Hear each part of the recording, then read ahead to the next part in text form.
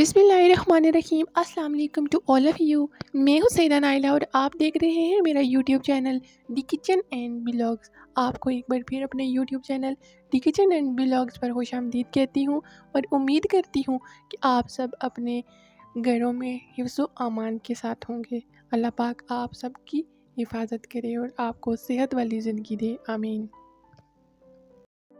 موت کی آخری ہچکی کو ذرا غور سے سنیے، موت کی آخری ہچکی کو ذرا غور سے سنیے، ساری ہستی کا خلاصہ اسی آواز میں ہے۔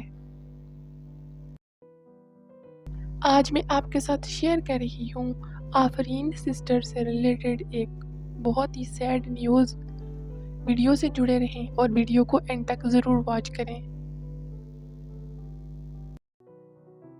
موت ایک اٹل حقیقت ہے، کوئی زیرو اس حقیقت سے انکار نہیں کر سکتی جو عرش بری کے خالق نے اپنی مقدس کتاب قرآن پاک میں ارشاد فرمایا، کلو نفس ذائقۃ الموت، ہر نفس کو موت کا مزہ چکھنا ہے۔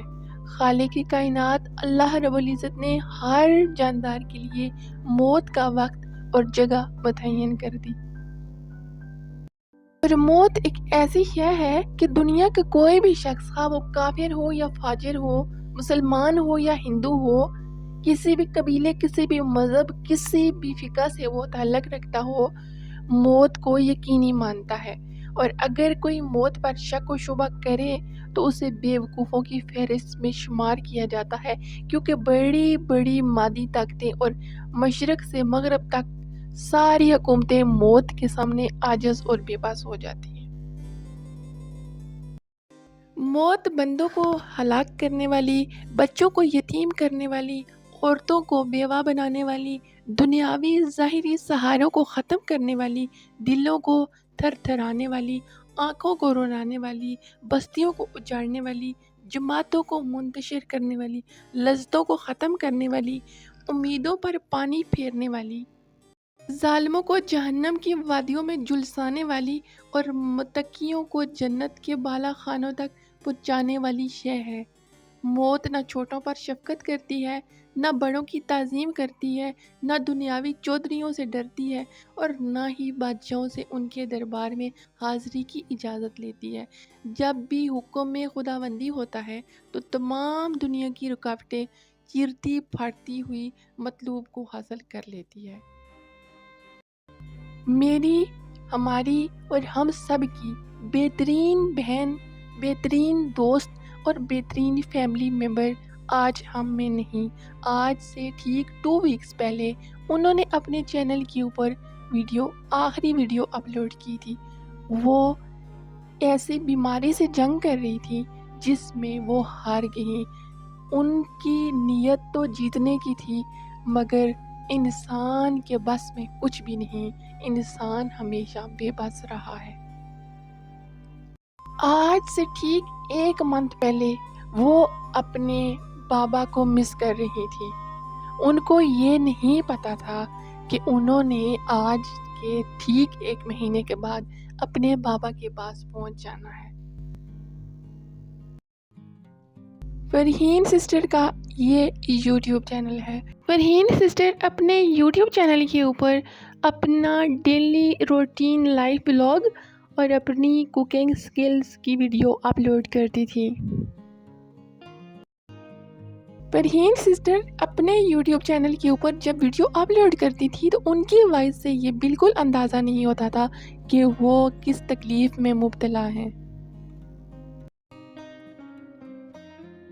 فرحین سسٹر سے جب بھی بات ہوتی تھی تو وہ اس انداز میں بات کرتی تھی کہ ہمیں کبھی محسوس نہیں ہوا کہ وہ کسی شدید مرض میں مبتلا ہیں یا وہ زندگی اور موت کی جنگ لڑ رہی ہیں۔ میری آپ سب سننے والوں سے یہی ریکویسٹ ہے کہ آپ ان کے بلند درجات کے لیے فاتحہ ضرور پڑھیں۔ مولا کائنات سے یہی التجا ہے کہ اپنے حبیب کے صدقے فرحین سسٹر کے درجات بلند کرے اور ان کو جنت میں اعلیٰ مقام عطا کرے اور ان کی فیملی کو صبر دے، آمین۔